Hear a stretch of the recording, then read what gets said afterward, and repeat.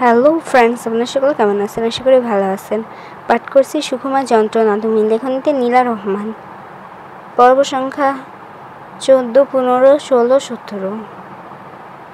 কথাটি বলে সাদাব আবার নিজের জায়গায় ফিরে এলো।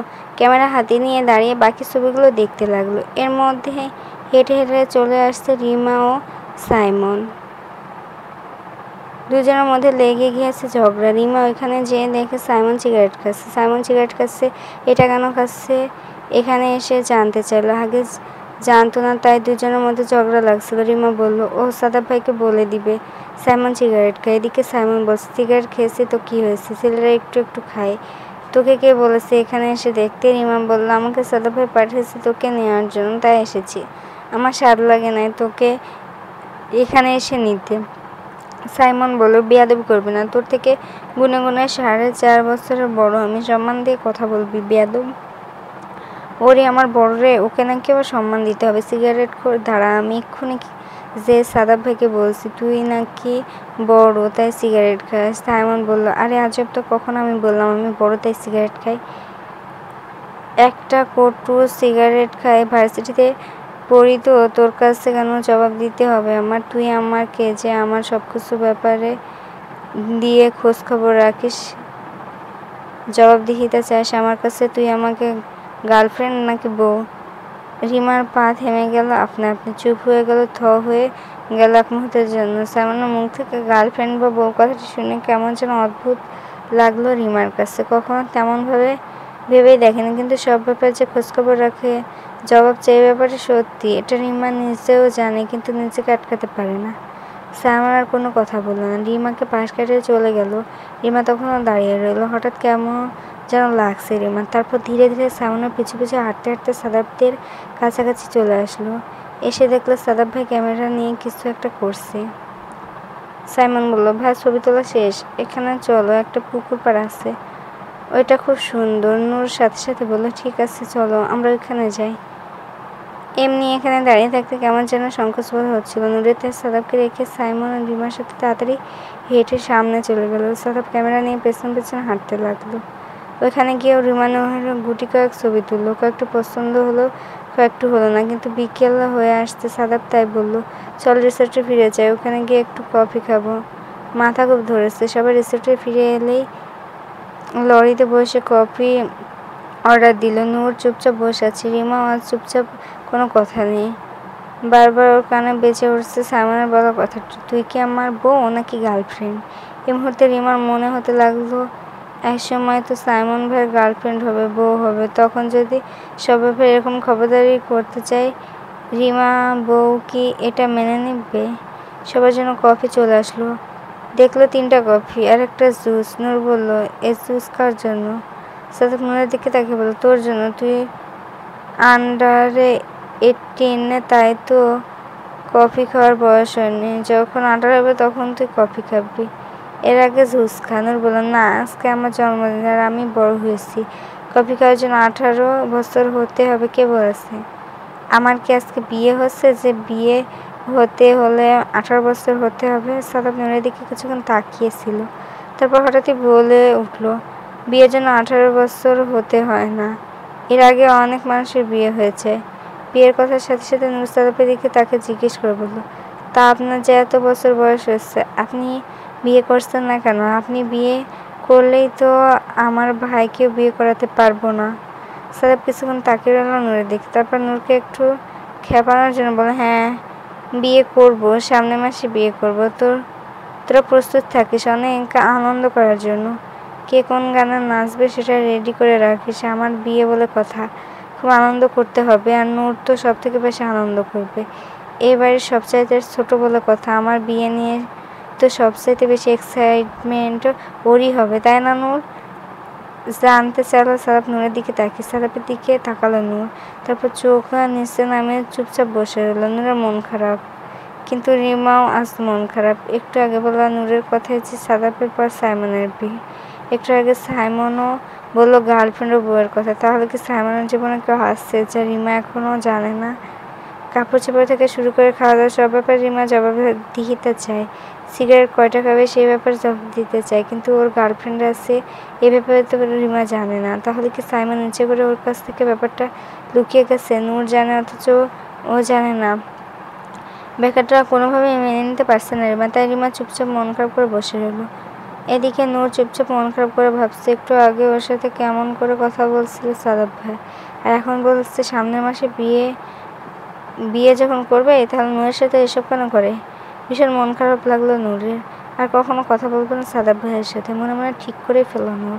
সাদাব কফি পান করছে, মনে মনে বলছে একটু জল নূর, ভেতর একটু জল। তোকে আমি কিছু প্রশ্ন করছিলাম যার উত্তর তুই আমাকে দেওয়া তো দূরের কথা, নিজে থেকে উত্তর খুঁজে পাচ্ছিস না। এখন আমি চাই দিনরাত তুই চলবি আর নিজেকে প্রশ্ন করবি, কেন আমি সবার থেকে আলাদা, আমার প্রতি তুই কি অনুভব করিস, নিজে থেকে উত্তর খুঁজতে বের কর।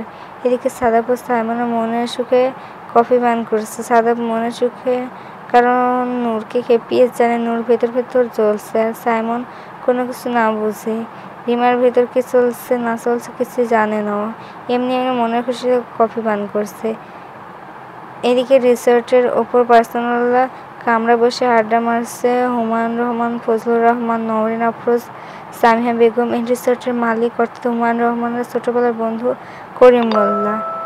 মোল্লা নামটা নিয়ে ছোটবেলা থেকে ভীষণ খেপানো হতো হুমায়ুন রহমান। মোল্লার কোনো কিছুই ছিল না, এর মধ্যে বরং ভণ্ড ছিল, অথচ সেই লোকের নামে পেছনে লাগানো ছিল করিম মোল্লা। এটা নিয়ে সব বন্ধুরা হাসাহাসি করত। সে কথাটি এখন উঠেছে। করিম মোল্লা বলল, দেখুন ভাবি, সে ছোটবেলা থেকে আমার নামটা নিয়ে এরকম দুষ্টুমি ফাজলামি করে আসতা, এখন কি এসব ভণ্ডামি করছে বলেন তো? যাকে ভালোবাসি তাকে বিয়ে করেছি, সবসময় এক নারীতে আসক্ত হচ্ছিলাম, তাহলে আমি ভণ্ড কীভাবে হলাম? নওরিন আফরোজ বলল, ঠিক বলেছেন ভাই। হুমায়ুন রহমানের দিকে তাকিয়ে বলল, আপনি ওনার নাম নিয়ে খেপাচ্ছেন কেন? এমনি তো মানুষের নাম নিয়ে খেপাতে হয় না, তাছাড়া উনি এমন কি করেছেন? ফজলুর রহমান বলল, কিসে করেছেন তা তোমাকে বলবে না ভাবি? আমি অবশ্যই বলতাম, কিন্তু করিম ভাইয়ের কথা বলতে গেলে এখন আমার বড় ভাইয়ের পোলও খুলে যাবে, তাই আর কিছু বলবো না।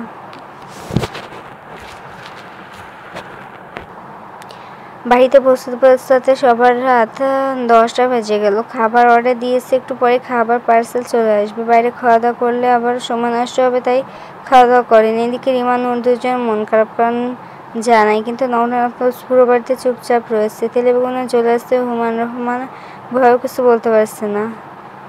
পোল আসলেই খুলে গিয়েছে। ভার্সিটি লাইফে কোনো না কোনো মেয়ের সাথে একটু টাঙ্কি মারতে চেয়েছিল, সবকিছু বলে দিয়েছে বন্ধু করিম মোল্লা। এগুলো শোনার পর থেকে চোখে চোখ বুঝাচ্ছে বাড়িতে চলো খবর আছে। হুমায়ুন রহমান আসলে ভয় পাচ্ছে, বিবাহিত জীবনে এত বছর পার হয়ে গেল, বউকে এভাবে রাগ করতে দেখিনি। আজকে না কি শুনলো সে ভার্সিটি লাইফের কথা, সেগুলো শুনে বউ তেলে বেগুনে চলে আসছে। ফজলুর রহমান মনে মনে হাসতে চাইছিল না ভাইয়ের পোল খুলতে, কিন্তু ভাবি জোর করে কিছু কথা বলতে গিয়ে করিম মোল্লা যে শুরু হলো তাকে আর থামানো গেল না। সামিহা বেগম রাগ করে রয়েছে স্বামী ফজলুর রহমানের ওপর। কেন বলতে গেলে শুধু ভাবে মন খারাপ হলো। রাগ করে রয়েছে আল্লাহ জানে বাসায় গেলে কি হবে। রাত 10টা, ডিনার টেবিলে সবাই একত্রে বসেছে। পরিবেশ থমথমে, সবাই কেমন চুপচাপ, কেউ কিছু বুঝতে পারছে না, ভয়ে জিজ্ঞাসাও করছে না। নওরিন আফরোজ জোরে জোরে সব প্লেট গ্লাস রাখতে লাগলো। হুমায়ুন রহমান শুকনো ঢোক গিলছে বারবার। সাদাব একবার তাকালো নূরের দিকে, দেখলো নূর চুপচাপ মাথা নিচু করে খাচ্ছে। বুঝলো কাজ হয়েছে, ভেতর খুব জ্বলছে মেয়েটা। এদিকে সাইমন রিমার দিকে তাকিয়ে বলল, তরকারিটা একটু দে তো রিমা। রিমা চুপচাপ, কোনো কথা নেই, চুপচাপ তরকারি বাটি এগিয়ে দিল সাইমনকে। সাইমন তো অবাক হয়ে গেল। এখানে দুটো কথা ওকে শোনানো উচিত ছিল, কিন্তু মুখে কোনো কথাই বলল না। রিমা চুপচাপ রইল। মনে মনে ভাবলো, রিমা তো এমন নয়, একটা কথার বিনিময়ে দুটা খোঁচা না মারলে কোনো কাজ করে না। কি এমন হলো আজ রিমা এত চুপ? সবাই একরকম চুপচাপ। খাওয়া দাওয়া করে যার যার রুমে চলে গেল। সাদাব গেল নিজের রুমে, যার সময় দেখলো নূর কোনো কথাই বলল না, পিছন ফিরে একবার তাকালো না, চুপচাপ নিজের রুমে গিয়ে দরজা চাপিয়ে দিয়ে শুয়ে পড়লো। তাই সাদাবও নিজের রুমে ঢুকে দরজা লাগিয়ে বিছানায় শুয়ে ভাবতে লাগলো। জানে নূর কষ্ট পাচ্ছে সাদাবের বিয়ের কথা শুনে, কিন্তু মেয়েটা যে বড্ড অবুঝ। কিন্তু এ বয়সে ওর অ্যাটলিস্ট এটা বোঝা উচিত সাদাব নূরের কাছে কী চায়, কেন চায়, ওর প্রতি সাদাবের অনুভূতি কী। এটা তো বুঝতে পারছে না, এমনকি ও নিজে সাদাবের প্রতি কী অনুভব করে সেটাও বুঝতে চায় না। কিন্তু অনেক সময় হয়েছে, এখন বুঝতে হবে সাদাব ওর কী। যদি এতে ওর মন খারাপ করিয়ে ওকে বোঝাতে হয় তবে তাই। কিন্তু সাদাব চায় না নূর যেন বুঝতে পারে সাদাবের প্রতি ফিলিংসটা কী, অনুভূতি ঠিক কী ধরনের। রাত বাজে 1টা, নূরের কোনোভাবে ঘুম আসছে না। বারবার বিছানা এদিক ওদিক করছে, কোনোভাবে মানতে পারছে না সাদাব ভাইয়ের বিয়ে হবে, পাশের রুমে সাদাব ভাইয়ের সাথে অন্য কোনো একটা মেয়ে থাকবে, অন্য একটা মেয়ের সাথে সাদাব ভাই সবসময় ঘুরতে যাবে, অন্য একটা মেয়ের সাথে সাদাব ভাই এক বিছানায় ঘুমাবে, সবসময় থাকবে, নূর থাকবে পেছন পেছন। কোনোভাবে এটা মানতে পারছে না নূর। অন্য কোনো মেয়েকে সাদাব ভাই মুগ্ধ দৃষ্টিতে দেখবে, সব সময় সুন্দর বলবে, শাড়ি চুড়ি গহনা অন্য একটি মেয়ের জন্য কিনে আনবে। এটা কোনোভাবে সহ্য করতে পারছে না নূর। চুপচাপ বিছানায় উঠে বসল নূর। চোখ বন্ধ করে কল্পনা করল সাদাব ভাই অন্য কোনো মেয়ের সাথে ঘনিষ্ঠ অবস্থা, যা নূরের সাথে করেছে তখন অন্য কারোর সাথে করছে, চুমু খাচ্ছে। নূর সাথে সাথে চোখ খুলে ফেলল, ছটফট করছে নূর, ভেতরে জ্বলছে ভীষণ। কেন এত অস্থির লাগছে বুঝতে পারছে না নূর। রুমের এদিক ওদিক তাকে পাচারি করতে লাগলো। তারপর হঠাৎ মনে পড়ল ওর রুমে ওর মায়ের ফোন আছে। পড়ালেখার জন্য বান্ধবীর সাথে কথা বলতে মাঝে মধ্যে ফোন এনে রাখে। এখানে নিশ্চয়ই সাদাব ভাইয়ের নাম্বার আছে। তাই কি যেন মনে করে সাদাব ভাইয়ের নম্বরে ফোন লাগালো। 2-3 রিং হওয়ার সাথে সাথে সাদাব ফোন ধরলো। ফোন স্ক্রিনে তাকিয়ে দেখলো ছোট আম্মুর নাম্বার, কিন্তু সাদাব জানে ছোট আম্মু তারা ফোন দেয়নি, দিয়েছে তার ছোট্ট রাজকুমারী। সাদাব ফোন রিসিভ করে কানে নিয়ে বলল, হ্যালো, এত রাতে জেগে আছিস কেন, ঘুমাসনি কেন, আর এই ফোন তোর কাছে কেন? নূর ভয় পেয়ে গেল। ফোন ধরে বাঘের মতো তর্জন গর্জন শুরু করে দিয়েছে লোকটা। এতগুলো প্রশ্ন করছে কেন, প্রশ্নের উত্তর দেবে। নূর আমতা করে বলল, আম্মুর ফোন মাঝে মধ্যে আমার কাছেই থাকে, আর ঘুমাচ্ছিলাম তাই এমনি ভাবলাম আপনাকে একটা ফোন দিই। সাজ মুচকে হাসলো, কিন্তু হাসির কোনো শব্দ হলো না। কপালে একটু আঙুল দিয়ে চুলকাতে বলল, তা আমি কি মনে করে ফোন দিলি, কিছু বলবি? নূর কি বলবে কিছু বুঝে উঠতে পারছে না, চুপ করে রয়েছে। নিঃশ্বাসের শব্দ ছাড়া কিছু শোনাতে পারছে না সাদাব অপরমান্তে চুপ করে রইল। কিছুক্ষণ পর নীরবতা ভেঙে সাদাব প্রশ্ন করলো, আমাকে কিছু বলতে যাচ্ছিস নূর? বলতে চাইলে বল, সমস্যা নেই। নূর যেন এ কথারে অপেক্ষা ছিল, সাথে সাথে কাল বিলম্ব না করে জিজ্ঞেস করে বসলো, আপনি কাকে বিয়ে করবেন 1 মাস পর? সাদাব এবার যেন আর একটু বেশি হাসলো, কিন্তু হাসির কোনো শব্দ হলো না। কিছুক্ষণ পর বলল, যাকে বিয়ে করি তাতে তোর সমস্যা কি? আর আমার বিয়ের কথা নিয়ে রাত 1টার পর তুই আমাকে ফোন দিয়েছিস, এই কথা তো কালকেও জিজ্ঞেস করতে পারতি। আমার বিয়ে নিয়ে তোর এত মাথা ব্যথা কেন? নূরের রাগ হচ্ছে, অভিমান হচ্ছে, ভীষণ জ্বালাপোড়া হচ্ছে মনের ভিতর। কোনো মতে ফোঁস করতে করতে বলল, আপনি বিয়ে করতে পারবেন না। কেন বিয়ে করবেন? আপনার কি এমন বয়স হয়েছে আপনার বিয়ে করতে হবে? পাশের বাড়ির একটা লোক তো 30 বছর চলে কই, সে তো এখনো বিয়ে করল না। নূরের অভিমান কণ্ঠের কথাগুলো শুনে ভেতর অনেক মজা পাচ্ছে সাদাব, কিন্তু বাহিরে কড়া কণ্ঠে বলল, সেই লোক বিয়ে করছে না কারণ সেই লোকের চাহিদা নেই, আমি বিয়ে করব কারণ আমার চাহিদা আছে। এটা যার ব্যক্তিগত ব্যাপার। নূরের যেন এবার কান্না পাচ্ছে, কান্না আটকাতে পারছে না, নাকটা টেনে প্রশ্ন করলো, তারপর আপনাকে বিয়ে করতেই হবে? সাদাব এবার একটু সিরিয়াস হয়ে জিজ্ঞেস করলো, আমি বিয়ে করলে তোর সমস্যা কি নূর? এসব কথা বলে তুই কি প্রমাণ করতে চাচ্ছিস? কে বিয়ে করলো না করছে তা দিয়ে তোরা আমাদের মাথা ব্যথা নেই।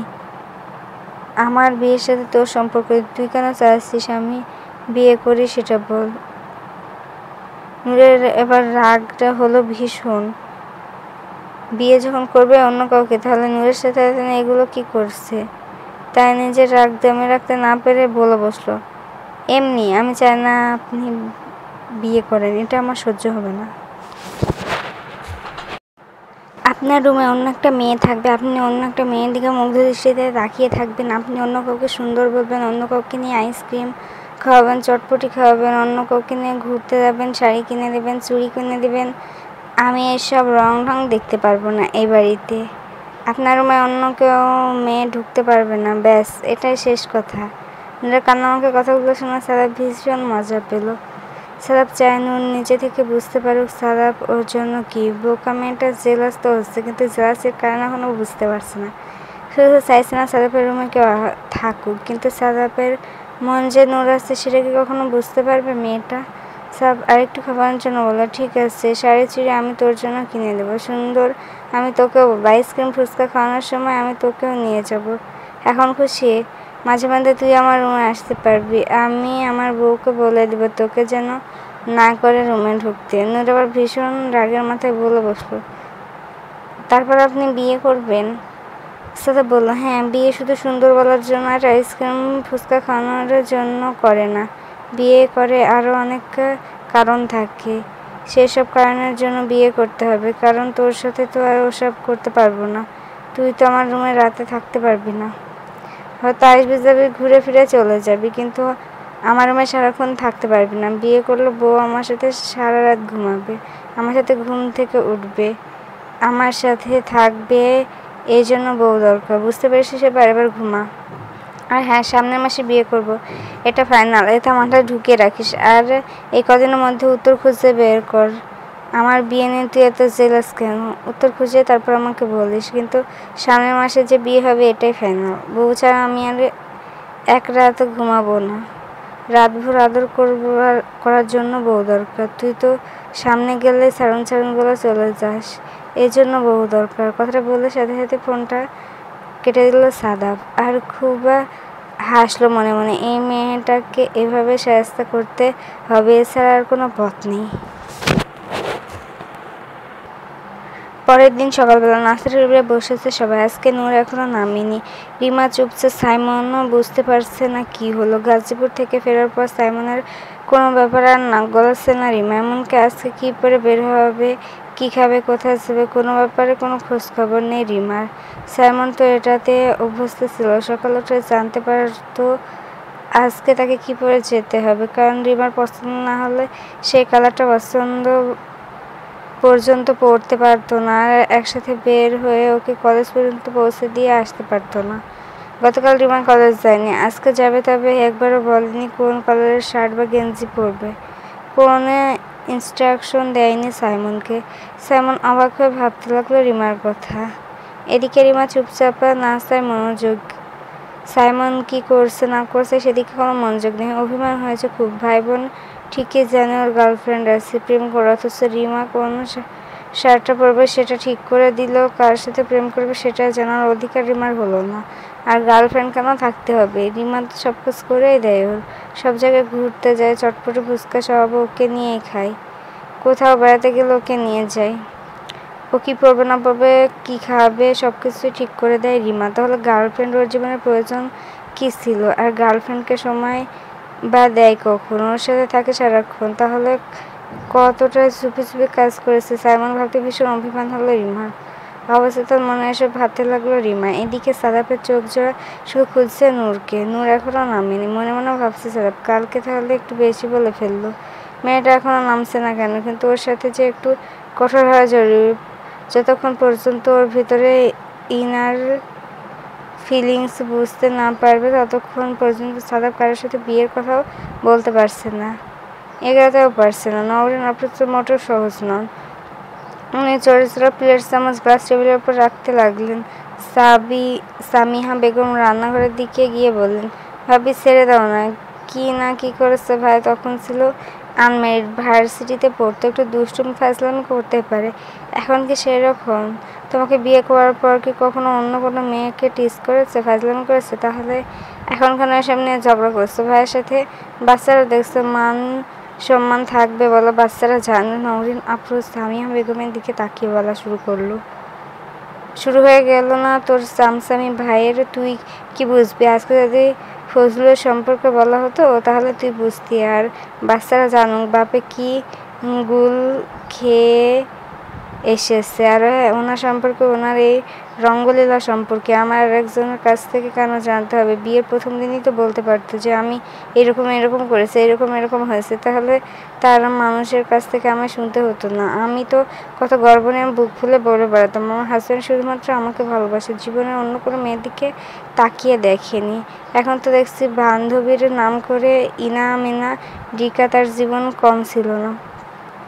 সামিম বেগম হাসলেন, হেসে বলেন, রাখো না ভাবি, ভাইয়া কিন্তু অনেক অনুতপ্ত নিশ্চয়, রাতভর তোমার কাছে মাপ চেয়েছে। নওরিন আফরোজ চুপ করে রইলেন, মনে মনে স্মরণ করতে লাগলেন রাতের কথা। রাতে ঘরে ঢুকে আমতা আমতা করে হুমায়ুন রহমান বলেছিলেন, নওরিন প্লিজ। ওসব তো তখন ভার্সিটিতে ছিলাম, 20-21 বছর বয়স ছিল। তখন কি করেছি না করেছি সেটা নিয়ে সংসারে গ্যাঞ্জাম করলে চলবে? দেখো ওই সময় কি করেছে তা নিয়ে তার মাপ চাইতে পারবো না, তবে তোমাকে কথা হয়নি সেজন্য আমি সরি। তবে আমি কিন্তু কারোর সাথে প্রেম করিনি, ওরা আমাকে পছন্দ করতো, আমি জাস্ট ওদেরকে না করিনি। ও এটুকুই হাই হ্যালো করেছে এই পর্যন্ত, কিন্তু তুমি কিন্তু আমাকে চরিত্রহীন ট্যাগ লাগাতে পারো না নওরিন। কথাগুলো একনেশে বলে ফেলে হুমায়ুন রহমান। নওরিন আফরোজ কথাগুলো ভেবে দীর্ঘশ্বাস ছাড়ল। নওরিন আফরোজ সামিমা বেগমের দিকে তাকিয়ে বললেন, হয়েছে অনেক ওকালতি, এখন এই ডেজার্টটা ধর, টেবিলে নিয়ে যায়। আর নূর নামছে না কেন?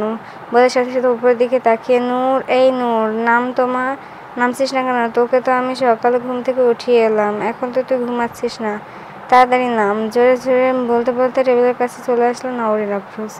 এসে হুমায়ুন রহমানের দিকে তাকিয়ে ঠোঁট ভেঙচি কেটে সবাইকে ডেজার্ট সার্ভ করতে লাগলো। তারপর আবার উপরের দিকে তাকিয়ে বলল, নূর, নামছিস না কেন? তাড়াতাড়ি নাম, মা দেরি হয়ে যাচ্ছে, সাদাব চলে যাবে তো। নাস্তা খেয়ে তাড়াতাড়ি স্কুলে যেতে হবে তো, আই। নূর চুপচাপ সিঁড়ি বেয়ে নামছিল, কারোর দিকে তাকান, চুপচাপ এসে টেবিলে বসে হালকা একটু নাস্তা করে চুপচাপ বসে রইল। সাদাব তাকিয়ে তাকিয়ে দেখলো সব কিছু, মাথাগুলো তাকাচ্ছে না পর্যন্ত। অভিমান মনে হয় একটু বেশি হয়ে গেছে, কিন্তু এটা ওর প্রাপ্য, ওর বুঝতে হবে ওর মন কি চায়। নূর রেডি হয়ে গাড়ির জন্য দাঁড়িয়ে আছে। সাদাব পার্কিং থেকে গাড়ি বের করে নূরের কাছে নিয়ে এসে নূরকে ইশারা করে বলল, ভেতরে ঢুকে বসলো। নূর গাড়িতে ভেতরে ঢুকে বসলো ঠিকই, কিন্তু তাকিয়ে রইল জানালার বাইরের দিকে, অন্য পাশে। সাদাবের দিকে ফিরেও তাকালো না।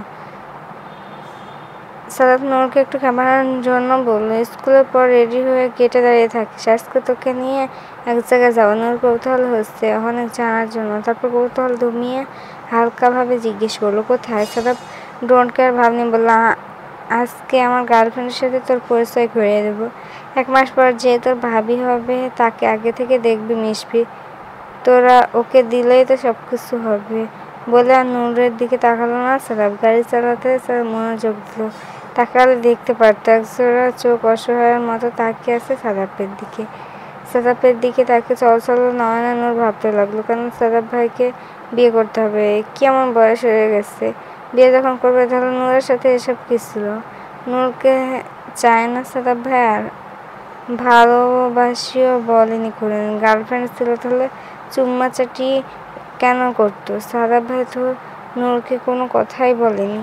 কী অধিকার আছে নূরের সাদাব ভাইকে বিয়ে করা থেকে আটকানো? তবে কি নূরের চোখের সামনে সাদাব ভাইকে বিয়ে করতে দেখতে হবে? সাদাব ভাই নতুন বউ নিয়ে বাড়িতে ঢুকবে, এটাও দেখতে হবে? নতুন বউ নিয়ে সাদাব ভাই নিজের রুমে থাকবে, সেই রুমে ঢুকতে হলে নূরের এখন থেকে অনুমতি লাগবে।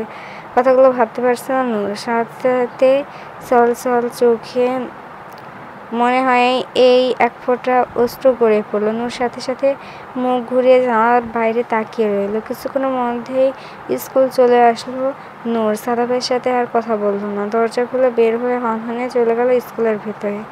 সব তাকিয়ে তাকিয়ে দেখলো নূরের যাওয়া। লুকিং গ্লাস দিয়ে দেখলো নূরের চোখ থেকে পানি পড়ছে, কিন্তু সাদা পাক বেরিয়ে তা মুছতে চায়নি বা কিছু বলেনি। নূরকে বোঝাতে হবে নূরের মন কি চায়, সাদাবের প্রতি নূরের অনুভূতি কেমন। নিচে থেকে এসে বলতে হবে নূর কি চায়, কেন অন্যান্য কাজিনদের মতো সাদাবকে দেখা না, সাদাবকে ভালোবাসে, এটা নূরের নিজের মুখে স্বীকার করতে হবে।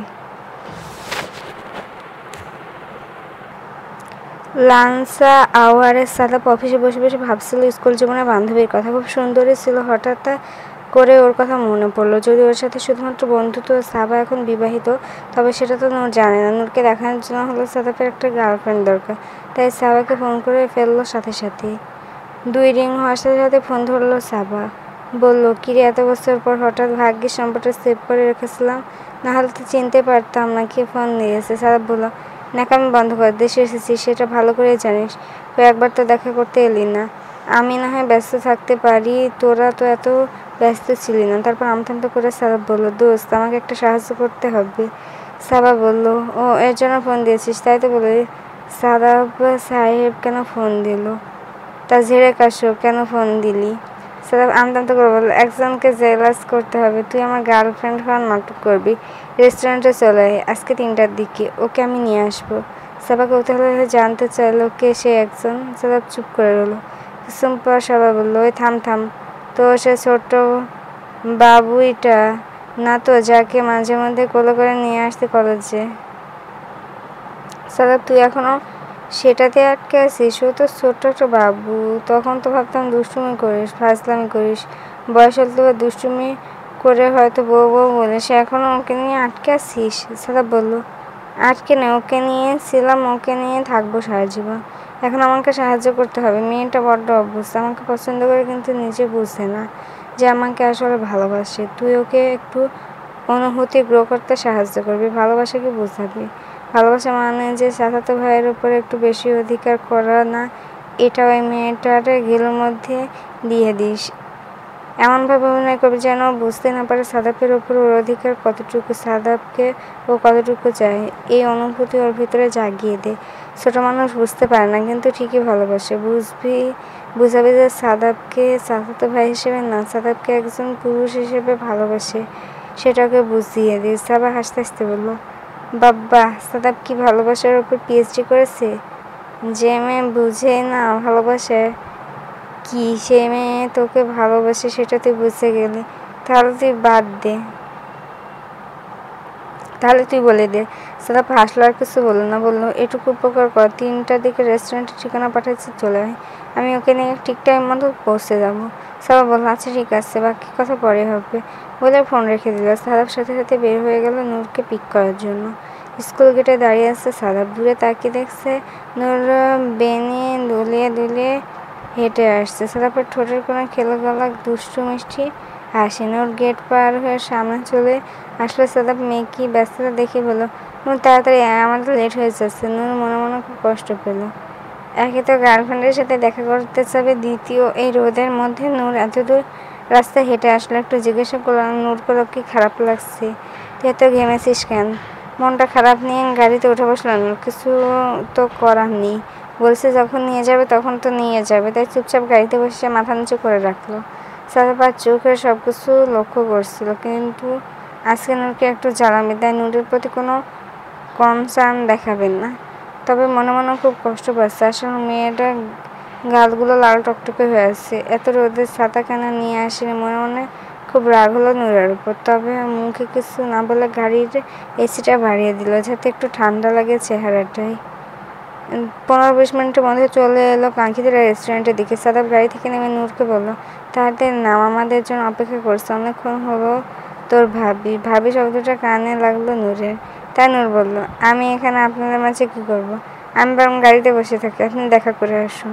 সাদাব বলল, না না, তোকে দেখাতেই তো নিয়ে আসলাম, আমি তো রোজই দেখি, সবসময় দেখতে পারবো, আজকে তো তোকে দেখার জন্য নিয়ে এসেছি। আর তাছাড়া আমার বউ কেমন হবে তোর একটা মতামত আছে না? তুই যেমন যাবি তেমন হবে, বলে সাদাব হেঁটে সামনের দিকে যেতে লাগলো। নূর পেছনে হাঁটতে হাঁটতে ভেংসি কেটে বলল, আমার মতামত দাম আছে? আমি কি বলেছি তোকে বিয়ে করতে? শয়তান! অবশ্য মনের কথা মনে রয়ে গেল নূরের। বুক ফেটে কান্না আসছে নূরের, কিন্তু কান্না করতেও পারবে না, কান্না করার অধিকার নেই। কি বলে কান্না করবে? চাচাতো ভাইয়ের গার্লফ্রেন্ড দেখতে এসে কান্না করেছে, কিছুই বুঝতে পারছে না নূর। এখন কি করবে? ভেতরে ঢুকে দেখে নূর সুন্দর একটি মেয়ে বসে আছে, অসম্ভব সুন্দর ও খুব স্মার্ট। সাদাবকে দেখে দাঁড়িয়ে গেল। সাবার সাথে সাথে উঠে এসে সাদাবের হাত ধরে বলে, তুমি এসেছো? ও বুঝি তোমার ছোট বোন? কেমন আছো নূর? আসো বসো। বসে বসে কথা বলে। ইস, রোদে একেবারে ঘেমে লাল টমেটো হয়ে গেছো, তাই না সাদাব? তোমার ছোট বোনটা তো একদম লাল টমেটোর মতো, যে কেউ দেখে মন চাইবে একেবারে একটু লবণ লাগিয়ে টমেটোর মতো গাল দুটোকে খেয়ে ফেললি। সাদাবের হাসি আসে, কিন্তু খুব কষ্টে হাসি আটকে সাবার দিকে তাকিয়ে বললেন, হ্যাঁ চলো বসো এখানে তোমরা, আমি অনেক গরম লাগছে তাই না? তাড়াতাড়ি চলো বাতাসে, এখানে একেবারে তুমিও ঘেমে গিয়েছো, তাড়াতাড়ি চলো। নুরজাহানের কথা শুনে অবাক হয়ে গেল। একটু আগে নূরও তো গরম অনেক ঘেমে গিয়েছিল, লাল লাল হয়ে গিয়েছিল। কই, সাদাব হয়তো একটু পরে বললো না, নূর তোর কেমন লাগছে? কথাগুলো ভাবতে নূর ভীষণ মন খারাপ হলো। চুপচাপ হেঁটে এসে সাদাব আর সাবার অপোজিটে আরেকটা চেয়ার টেনে বসলো নূর। হঠাৎ মাথা তুলে দেখলো সাদাবের হাত ধরে বসে আছে, একজন একজনের দিকে তাকিয়ে ইশারায় কি কি কথা যেন বলছে। দ্রুত চোখ সরে ফেলল নূর। অন্যদিকে তাকিয়ে রইল। কথা শুরু করলো সাবা। বলো তানূর, তুমি এখন কোন ক্লাসে পড়ো? এসএসসি দিবে বুঝি? নূর ছোট্ট করে উত্তর দিল, হ্যাঁ। সাবা নূরের দিকে তাকিয়ে সাদাপের ইশারায় বলল, জানো আমাদের রিলেশন কখন হয়েছিল? যখন আমরা ক্লাস 9-এ পড়ি। তখন থেকে আমাদের দুজনের মধ্যে প্রেম শুরু হয়ে গিয়েছিল। সাদাপ আমাকে সবার সামনে ফুল দিয়ে প্রপোজ করেছিল। আমি তো লজ্জায় শেষ হয়ে গিয়েছিলাম, না করতে পারিনি। সেদিন থেকে আমাদের মধ্যে প্রেম চলে। আর তুমি তো দেখছি অনেক বোকা। আচ্ছা, তোমার কি কোনো বয়ফ্রেন্ড আছে? সাথে সাথে সাদাপ একটি ফোন ধরার বাহানায় একটু দূরে চলে গেল। সাবা বলতে শুরু করলো, মানে এই সময় তো মনে একটু কাউকে ভালো লাগার অনুভূতি জাগ্রত হয়। বাবা, ভাই, বন্ধু ছাড়া অন্য কোনো পুরুষের দিকে মানুষ আকৃষ্ট হয়। তোমার জীবনে কি এরকম কেউ আছে যাকে তোমার ভালো লাগে? নূরের সাথে সাথে চট করে তাকালো সাদাপের দিকে। সাদাপ ফোনে কথা বলায় ব্যস্ত। সাবা আবার বলল, জানো সাদাপ কিন্তু ভীষণ রোমান্টিক। তোমাকে যে কি বলে বোঝাবো, তুমি তো বোন, তাই জানো না। ভীষণ রোমান্টিকও।